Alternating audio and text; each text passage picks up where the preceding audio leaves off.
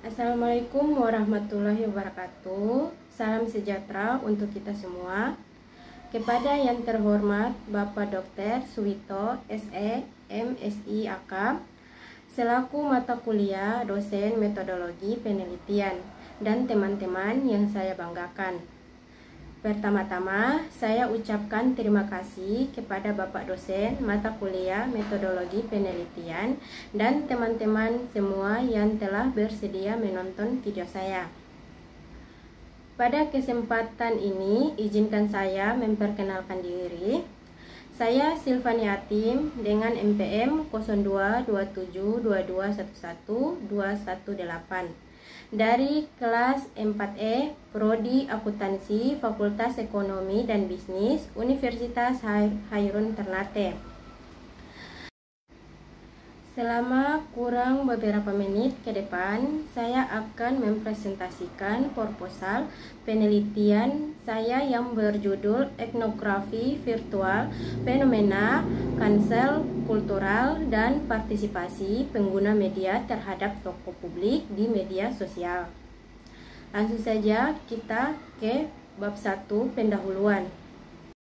Bab 1 pendahuluan. Pendahuluan terdiri ada 4. Pertama, latar belakang. Kedua, rumus masalah. Ketiga, tujuan penelitian. Dan keempat, manfaat penelitian.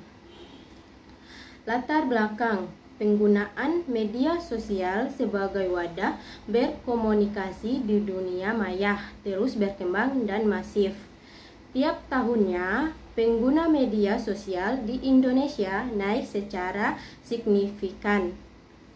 Berdasarkan laporan WARES Sosial dikutip dari Mahdi 2022, jumlah pengguna aktif media sosial di Indonesia sebanyak 191 juta orang pada Januari 2022. Jumlah itu telah meningkat 12,35% dibandingkan pada tahun sebelumnya yang sebanyak 170 juta orang. Melihat trennya, jumlah pengguna media sosial di Indonesia terus meningkat tiap tahunnya. Walau demikian, pertumbuhannya mengalami fluktuasi sejak 2014 sampai 2022. Lanjut, kedua, rumus masalah. Terdiri ada 4 rumus masalah, yaitu pertama, bagaimana proses dan aktivitas cancel kultural terhadap tokoh publik di Instagram. 2. Apa saja faktor yang melatar belakangi terjadinya cancel kultural terhadap Rachel Fenya di Instagram. 3. Dampak apa saja yang timbul dari cancel kultural terhadap Rachel Fenya.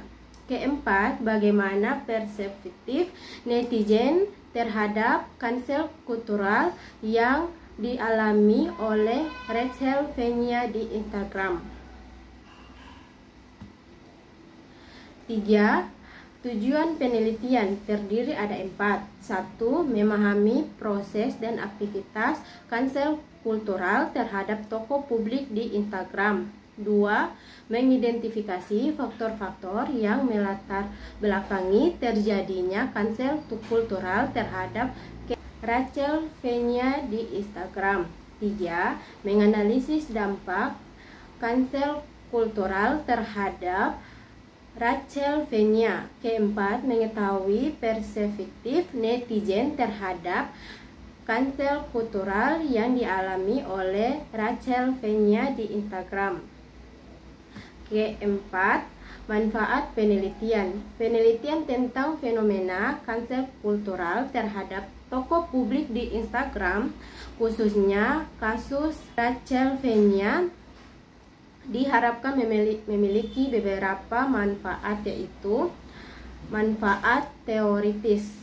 Yang pertama, meningkatkan pemahaman tentang fenomena cancel kultural di Indonesia. Penelitian ini diharapkan dapat memberikan kontribusi baru dalam memahami bagaimana cancel kultural terjadi di Indonesia, khususnya di media sosial Instagram. Dua, memberikan wawasan tentang faktor-faktor yang melatar belakangi terjadinya cancel kultural. Penelitian ini diharapkan dapat mengidentifikasikan faktor-faktor individual, sosial, dan kultural yang mendorong terjadinya cancel kultural terhadap tokoh publik di Instagram. 3. Menganalisis dampak cancel kultural terhadap individu dan masyarakat. Penelitian ini diharapkan dapat menjelaskan dampak positif dan negatif cancel kultural terhadap individu yang menjadi target, netizen yang terlibat, dan masyarakat secara luas.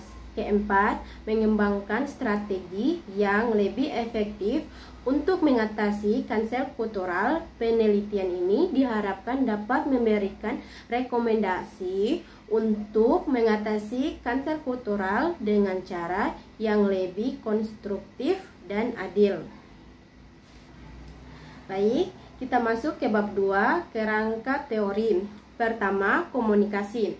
Komunikasi massa. Secara bahasa, komunikasi massa adalah proses penyampaian pesan melalui media massa. Secara istilah, menurut para pakar atau ahli komunikasi, komunikasi massa adalah proses penyampaian pesan, ide, atau informasi kepada orang banyak dengan menggunakan sarana tertentu atau media guna mempengaruhi atau mengubah perilaku penerima pesan. Menurut Pistel 2009, komunikasi massa adalah proses di mana seseorang, sekelompok orang, atau organisasi menciptakan pesan dan mentransmisikannya melalui beberapa jenis media ke audiens yang benar, anonim, dan heterogen. Menurut Hafian Kanhara 2010, komunikasi massa merupakan bentuk komunikasi yang lain. Sifat pesannya yang terbuka dengan khalayak yang variatif, baik dari segi usaha, agama, suku, pekerjaan, maupun dari segi kebutuhan. Kedua, media sosial. Terdapat berbagai definisi dari media sosial. Berikut ini adalah definisi dari media sosial. Pertama, menurut Madievers 2012, media sosial adalah media yang mewadahi kerjasama di antara pengguna yang menghasilkan konten. Kedua, menurut Skirik 2008, media sosial dan perangkat lunak sosial merupakan alat untuk meningkatkan kemampuan pengguna untuk bekerja sama di antara pengguna dan melakukan tindakan secara kolektif yang semua berada di luar kerangka institusional maupun organisasi. Keempat, Van Dijk 2013, media sosial adalah platform media yang memfokuskan pada eksistensi pengguna yang memfasilitasi mereka dalam beraktivitas maupun berkolaborasi. Karena itu, media sosial dapat dilihat sebagai medium atau fasilitator online yang menguatkan hubungan antar pengguna sekaligus sebagai sebuah ikatan sosial. Yang ketiga, cancel kultural. Seiring dengan berkembangnya teknologi internet, cancel kultural marak dilakukan melalui media sosial. Salah satu adalah Twitter yang memiliki kemampuan memobilisasi isu melalui fitur trending topik atau topik yang sering ramai dibicarakan. Dari sini terlihat bahwa media sosial memiliki kekuatan besar dalam membuka portal dan membuat seseorang secara kolektif bertindak sebagai hakim, juri, dan algojo bagi orang lain. Pandangan yang pertama melihat bahwa kita perlu memproblematisir perilaku buruk seseorang. Penting untuk seseorang yang bermasalah untuk mendapatkan sanksi sosial. Cancel kultural membuat masyarakat memiliki kekuasaan dan mendapat dipergunakan untuk pengaruh tertentu.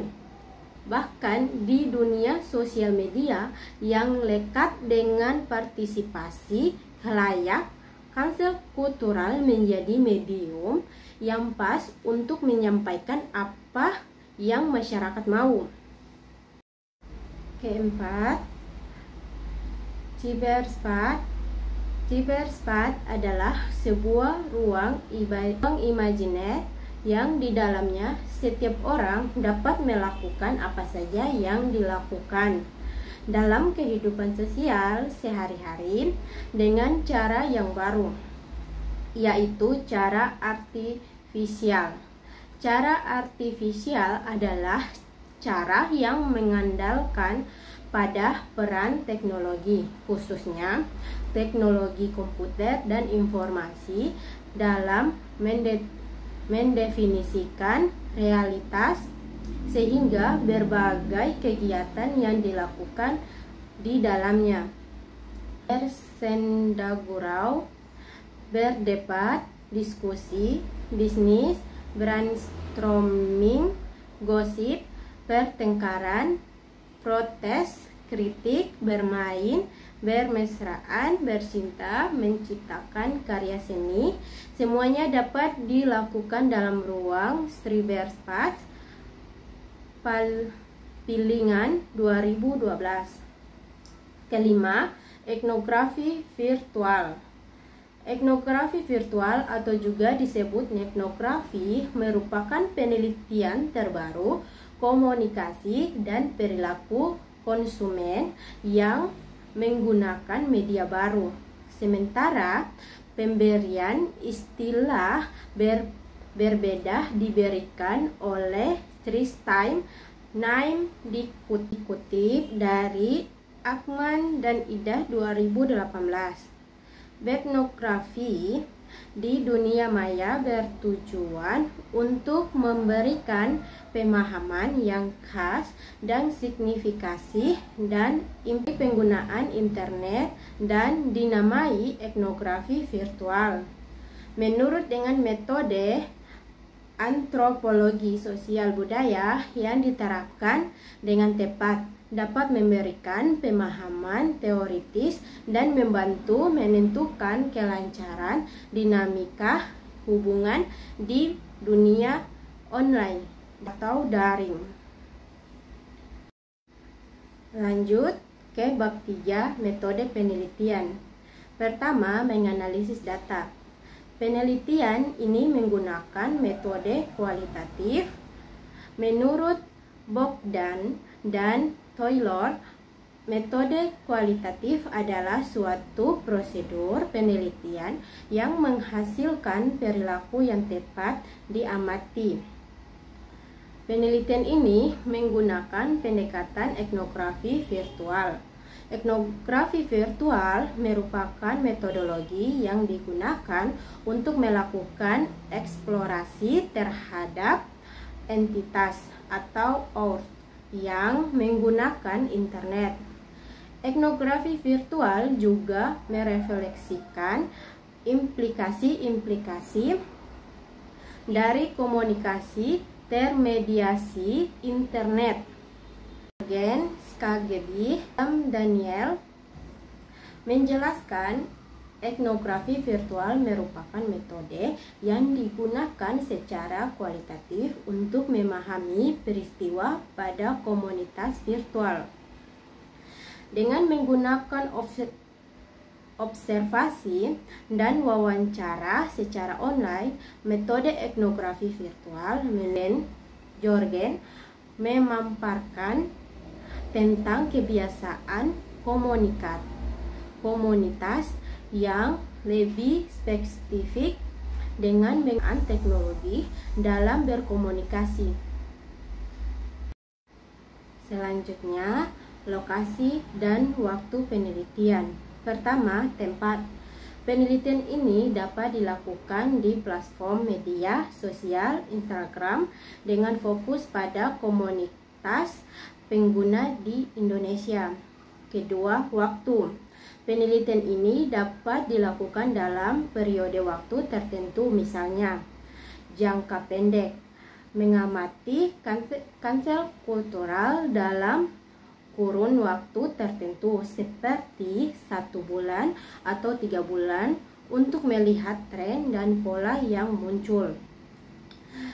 Selanjutnya, jangka panjang, melakukan penelitian longitudinal selama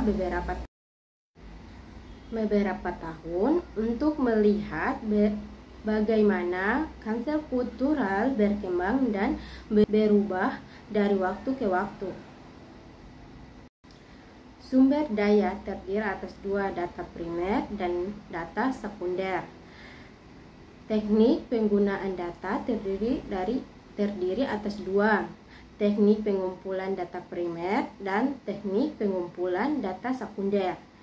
Uji keabsahan data terdiri atas 2, teknik uji keabsahan data primer dan teknik uji keabsahan data sekunder.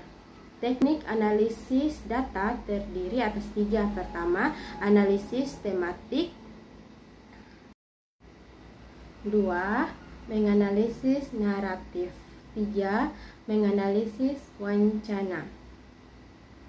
Kesimpulan dari materi tersebut adalah perkembangan teknologi dan beragamnya karakteristik pengguna media sosial di internet untuk mencari informasi atau berkomunikasi telah memunculkan fenomena cancel kultural yang dapat berakibat positif maupun negatif.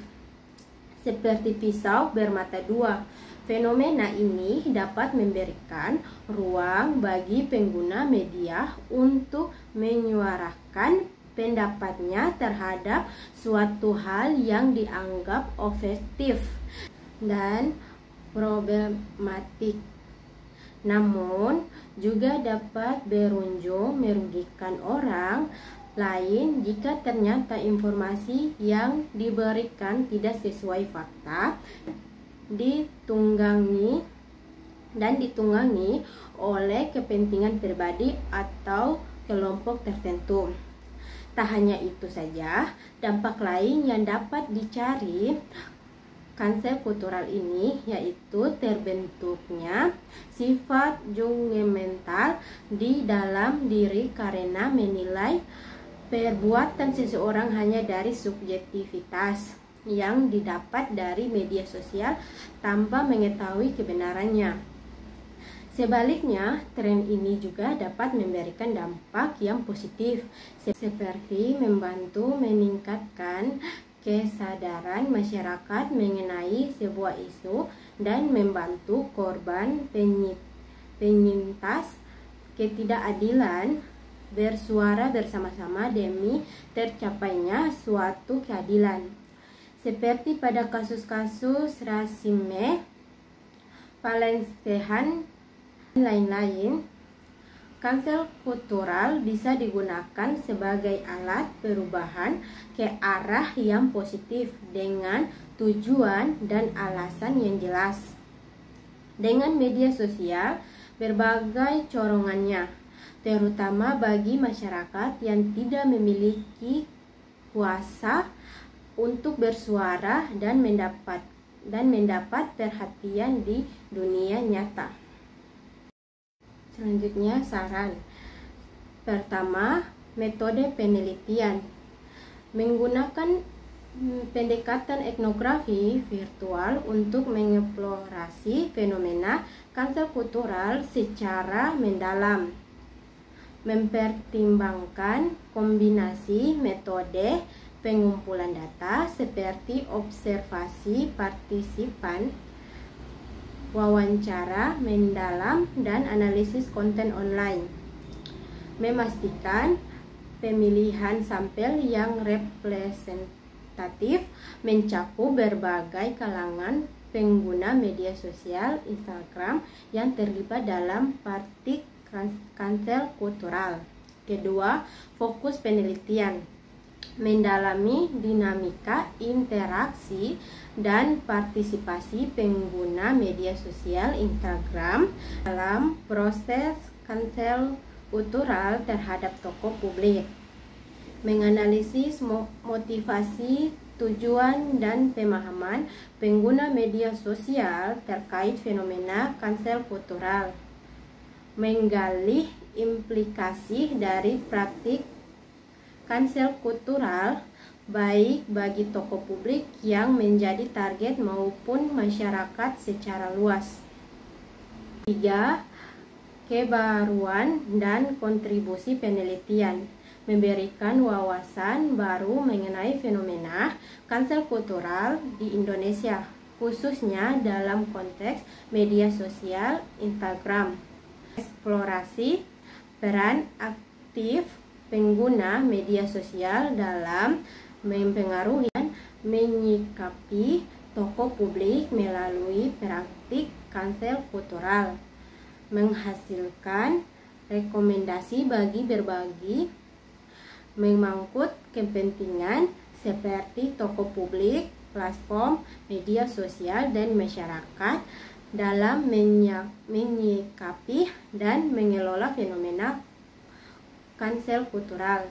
Keempat, etika penelitian mempertimbangkan aspek kerahasiaan dan perlindungan data pribadi partisipan, memastikan persetujuan dan informan konsen dari partisipan yang terlibat dalam penelitian, menjaga objektivitas dan menghindari bias dalam pengumpulan, analisis, dan interpretasi data. Kelima, keterbatasan penelitian mengakui keterbatasan dalam menjangkau seluruh aspek dan kompleksitas fenomena cancel kultural, mempertimbangkan kemungkinan adanya bias atau keterbatasan dalam mengumpulkan data, terutama terkait dengan partisipasi pengguna media sosial, menyarankan penelitian lanjutan untuk memperluas cakupan dan memperoleh pemahaman yang lebih komprehensif. Baik, itu saja materi dari saya. Lebih dari kurangnya saya mohon maaf. Assalamualaikum warahmatullahi wabarakatuh.